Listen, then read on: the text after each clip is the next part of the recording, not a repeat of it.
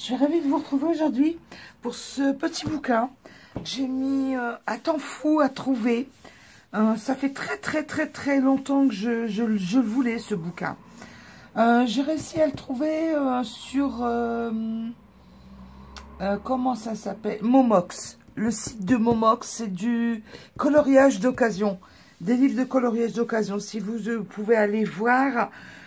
par moment, il y a des trucs intéressants à faire. J'ai pas payé une fortune.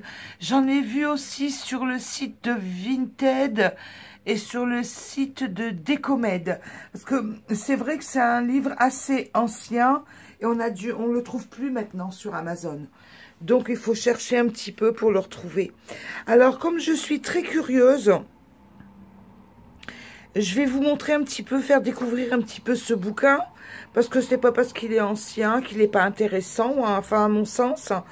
Et comme je suis très curieuse, vous voyez la name page, voici le coloriage du début. Et vous voyez bien sûr l'histoire. Bon, moi, Johanna Bashford, c'est une Écossaise, elle écrit en anglais. Donc j'ai décidé de traduire un petit peu, ne serait-ce que le début et la fin de l'histoire, pour un petit peu cerner Ivy. Ivy qui est le personnage principal et Inky Butterfly, pourquoi un papillon ancré. Donc voilà, alors on va partir dans la découverte de ce livre. Je vais faire quelques pages du début en traduction et puis après on va voir au fur et à mesure et quelques pages à la fin. Comme ça, ça permettra de se centrer un petit peu dans l'histoire. Donc je commence. M'en voulez pas, je suis pas une conteuse du tout. J'ai pas une voix pour raconter des contes. Mais enfin, je vais faire du mieux que je peux. Ivy était une petite fille curieuse avec une grande imagination. Elle vivait avec ses grands-parents dans une minuscule maison rose nichée entre une boulangerie et un fleuriste. On voit les gâteaux là. En fait, tout ce qui est noté là, tout est repris en coloriage en fait. Vous comprenez? Il y a une histoire qui agrémente le coloriage. Ou le coloriage qui agrémente l'histoire. Tout va avec quoi. La grand-mère d'Ivy a préparé les gâteaux les plus délicieux. Elle n'a jamais utilisé de recette ni pesé ses ingrédients, préférant utiliser un peu de ceci, un peu de cela. Ces gâteaux à la confiture étaient particulièrement bons et elle racontait souvent à Ivy l'époque où son gâteau à la fraise à 3 niveaux avait remporté le premier prix à la foire d'été. Ben, voilà le fameux gâteau à 3 niveaux.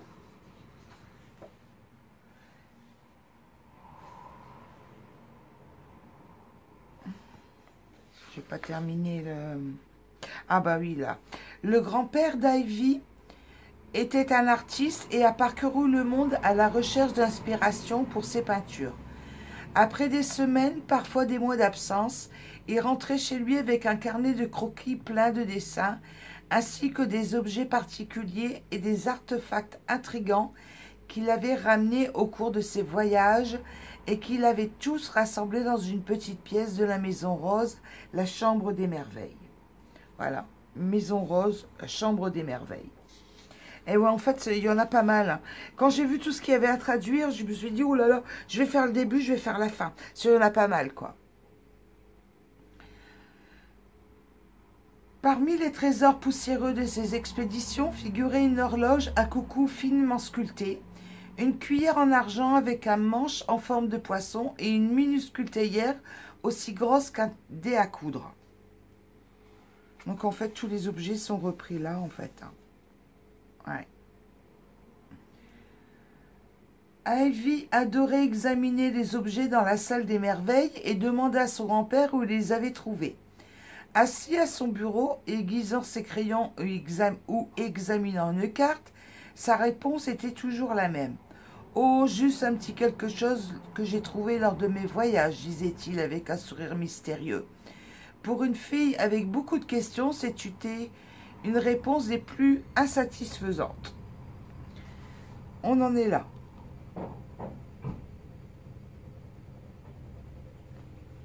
sur cette page-ci. Certains enfants aiment jouer sur des balançoires et d'autres préféreraient faire du vélo. Mais Ivy aimait imaginer. De temps en temps, son esprit vagabondait un peu trop loin et elle se retrouvait à jeter un coup d'œil aux portes sombres ou à regarder avec hésitation sous le lit, se demandant si un monstre se cachait hors de vue. Bon, comme toutes les petites filles, hein. Je pense qu'on est toutes passées par là. Donc après, il y a encore une double page de coloriage qui reprend le bureau du grand-père. Et puis, bon, la fameuse étagère avec tous les objets.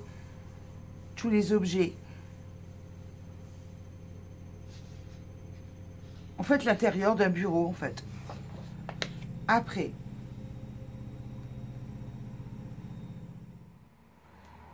Pendant les longues semaines tranquilles où son grand-père était en voyage et sa grand-mère occupée dans la cuisine, Ivy s'est faufilée dans la salle des merveilles et a imaginé des histoires pour chaque article.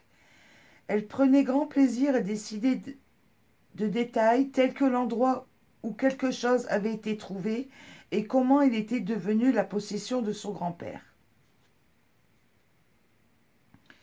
Un jour ensoleillé, Ivy admirait sa peinture préférée dans la salle des merveilles, celui d'un beau papillon. Le voilà.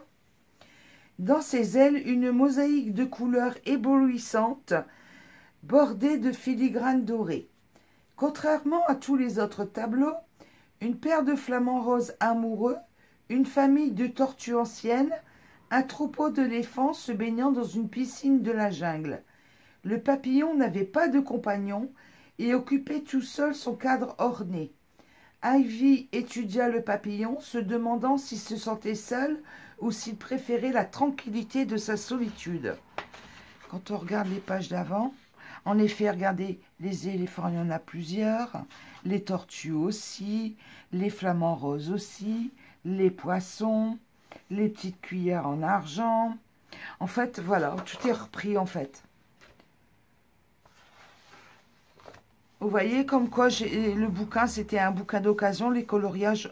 Il y a 2 pages comme ça qui ont été commencées de coloriage. Mais pour moi, c'est pas trop gênant en soi. Ça ne m'embête pas. Donc, on va reprendre la traduction. Puis, quelque chose de magique a commencé à se produire. Alors qu'elle regardait l'œuvre d'art, le papillon a commencé à frissonner et à trembler. Puis, il a pris vie et a volté hors du cadre de l'image et dans la pièce. Figé d'émerveillement, Ivy soupira. Au signe de ses ailes délicates scintillant au soleil, alors qu'il voltait au-dessus sa tête et encerclait l'abat-jour. Ah, l'abat-jour, là, on ne le voit pas. Mais enfin...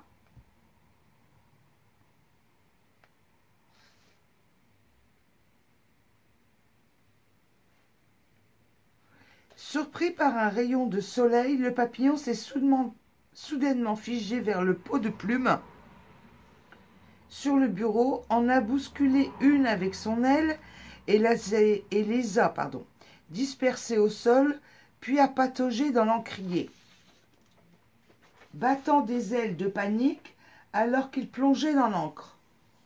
Récupérant rapidement, le papillon reprit son envol, dégoulinant maintenant de minuscules gouttes d'encre d'ébène de ses ailes pendant son vol.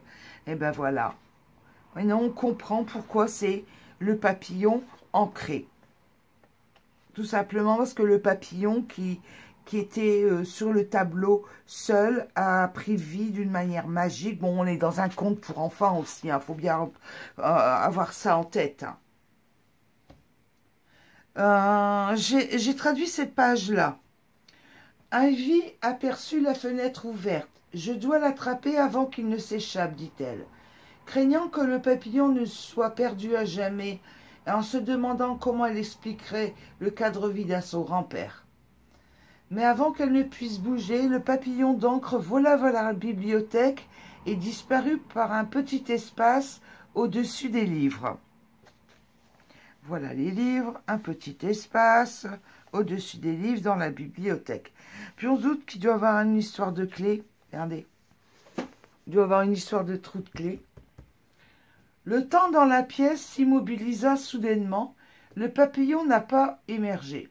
Curieuse, Ivy fit glisser les livres un à un de l'étagère, les empilant sur le sol.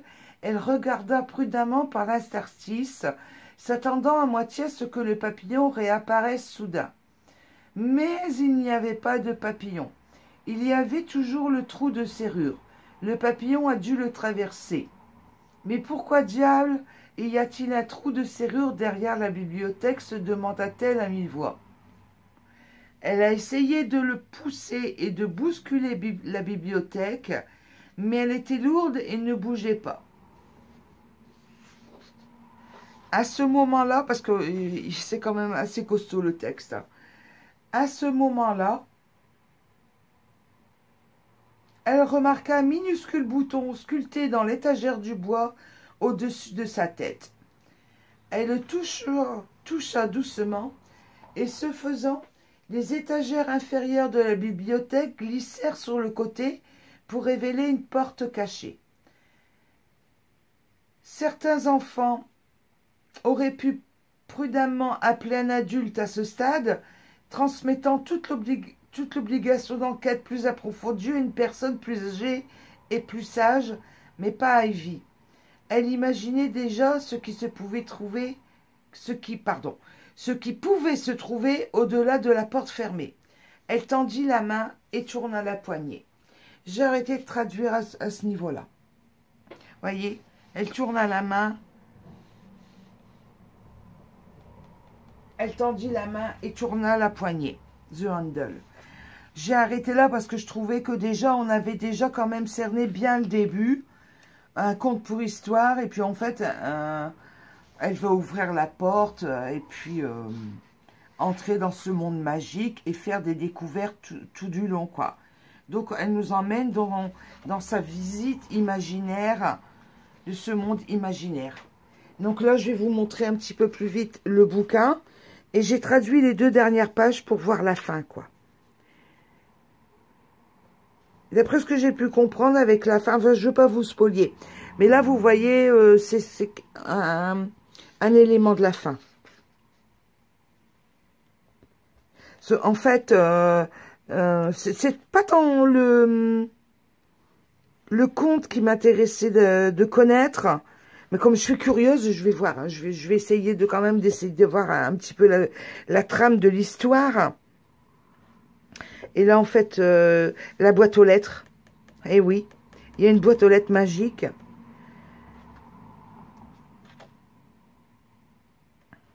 Et ça a beau être un livre qu'on ne trouve plus dans le commerce, moi, ça m'a plu.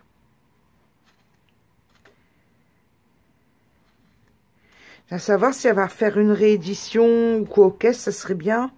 Mais je sais pas. Je sais pas, c'est pas...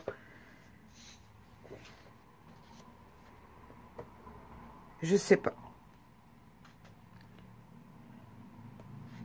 Regardez, c'est beau, hein. Bon, là, c'est un mandala, tout ce qui est plus simple, enfin, plus classique, dirons-nous. Mais il faut tout, hein. Regardez, monsieur. Oh, magnifique. C'est quand même des magnifiques coloriages.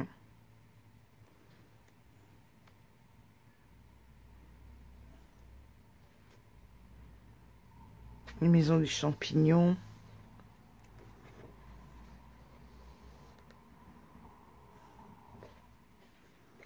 Le miel, là. Allez, le pot de miel.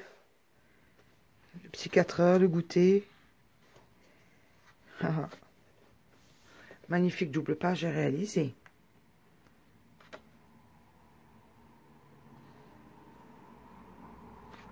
Moi, je trouve que le bouquin est bien gros. Il y a beaucoup d'illustrations. Il y a de quoi s'amuser là-dedans.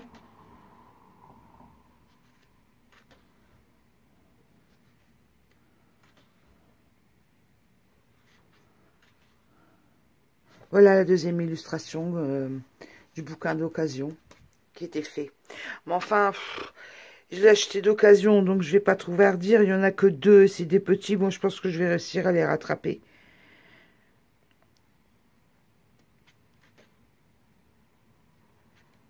Puis ce qui est bien chez Momox, c'est qu'ils vendent l'occasion, tout, frais de port compris. Donc ça m'a pas coûté très très cher en fait. Donc pour le prix que j'ai payé, je trouve que 2 coloriages dessus, c'est pas trop méchant.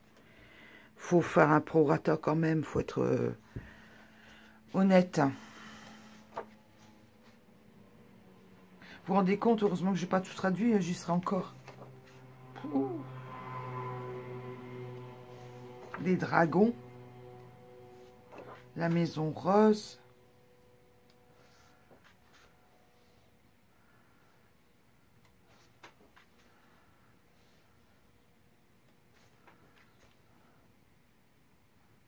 Osmos, maison de la souris. Là. Vous voyez, on en parle là, la maison de la souris. La maison de la souris. Le dragon. Peut-être que j'aurai la curiosité de tout traduire. Oh, je sais pas. Faudrait que j'ai un peu de temps. Enfin, déjà, là, on a quand même bien cerné la trame de l'histoire. Je vais vous donner la fin.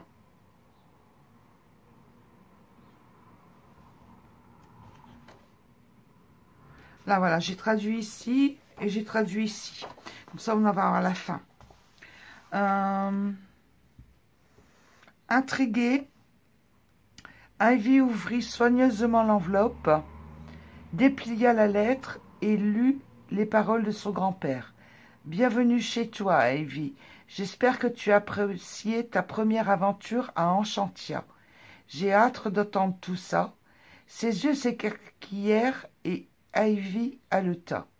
Elle regarda autour d'elle les trésors contenus dans la salle des merveilles qui l'avaient intriguée pendant tant d'années, réalisant souvent d'où ils venaient tous. Enchantia. Vous voyez? En fait, là, elle revient de son voyage, quoi. Elle revient dans sa maison rose, dans la chambre magique, dans le bureau magique. Et ici, elle ramassa la minuscule théière. Regardez, la voilà là. Voilà, regardez. Vous voyez? En fait, tout tient. Hein. Et la regarda. Cela doit appartenir à la souris domestique, murmura-t-elle, se rappelant à quel point la souris était bouleversée de l'avoir perdue. Ivy sourit, imaginant à quel point ce serait agréable de partager une tasse de thé avec son amie lors de sa prochaine visite dans le monde magique Enchantia. Et ben voilà. En fait, elle se rend compte en revenant que tous les objets qui sont sur le bureau de son grand-père, en fait, c'est son grand-père qui les ramenait lors de ses visites au pays d'Enchantia. Et puis, elle s'y est fait des amis, et puis elle est revenue. Et puis, bon, bah, à chaque fois qu'elle voit un objet, bah, elle pense à tel ou tel personnage dans son monde enchanté. Voilà tout simplement l'histoire du conte. Et ça a démarré à partir d'un papillon qui était encadré dans le bureau de son grand-père et qui a pris vie et qui s'est affolé dans l'encrier. Voilà, tout simplement, le nom. Ivy and the Inky Butterfly. Écoutez, moi, je suis très, très curieuse. Hein. J'ai un tempérament curieux de m'intéresser aux histoires. Moi, je suis contente, je suis ravie. J'espère réussir à rattraper ça, là. Je sais pas avec quoi. Je vais essayer de le gommer. Et puis, je mettrai un peu... au pire, je mettrai... Si j'arrive pas à le récupérer, je mettrai un peu de gesso blanc dessus, quoi. Je réussirai bien à récupérer les illustrations. Là, et puis... Puis le temps que je voulais. Je crois que c'était un des premiers que j'ai voulu quand j'ai commencé le colo. Bon, là, ça va encore. Ça va encore, là. On dirait là... Et tout a été... Il y a eu du produit dessus. Ça sent. Il y a du produit dessus. Je sais pas ce que c'est. Donc, il faudra se méfier. Bon, ben voilà, écoutez, un petit moment ensemble. J'espère vous avoir emmené un petit peu à la découverte de ce bouquin. Et puis, maintenant, ben, vous êtes au courant un petit peu de la trame de l'histoire, dirons-nous. C'est un conte pour enfants. Je vous souhaite une excellente journée. N'hésitez pas à liker, à vous abonner, à me laisser un petit mot. Ça fait toujours plaisir. Merci. Au revoir. Bye bye.